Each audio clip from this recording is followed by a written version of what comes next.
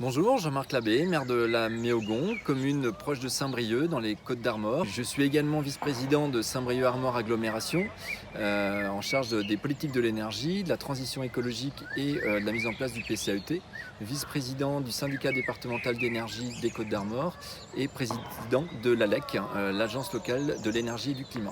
En 2009, nous avons fait un audit de nos moyens de chauffage, à savoir chaufferie fuel et chaufferie gaz, et nous avons vu que nous avions des chaufferies vieillissantes et nous avons réfléchi avec l'équipe en place à un nouveau moyen de chauffage et nous nous sommes tournés vers l'énergie bois.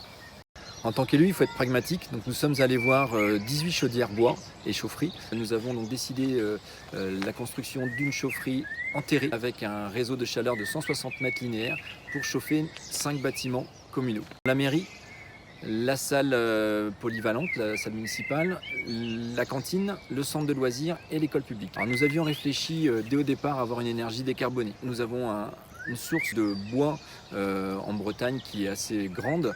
Nous nous approvisionnons avec des agriculteurs locaux. Nous avons diminué par 4 notre empreinte carbone et nous sommes aujourd'hui dans les objectifs du Grenelle de l'environnement de 2050.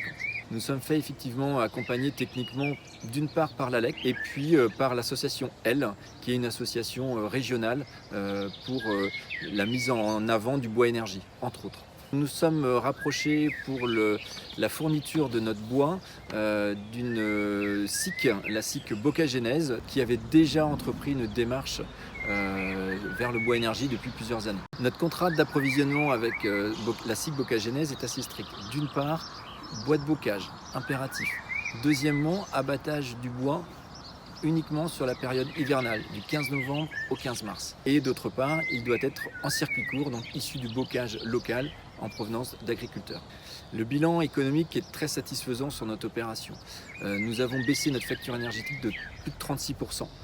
Entre 2016 et aujourd'hui. La ressource en bois en Bretagne est suffisante à l'avenir. C'est aussi un point d'inquiétude de certains élus, mais l'idée, effectivement, quand on abat, il faut systématiquement replanter.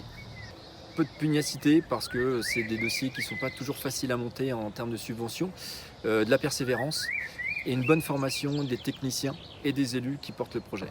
Je suis technicien à la commune de la Méogon et je fais partie de l'entretien de la chaudière bois. C'est une chaudière bois de 150 kWh de marque Asgazner et elle se trouve juste derrière moi. Les livraisons de bois se passent par transporteur, par camion Ben. La fréquence est de 1 fois par mois.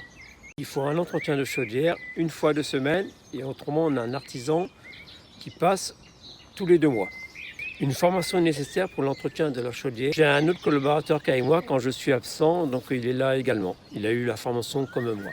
Je ne peux que conseiller cette énergie aux élus.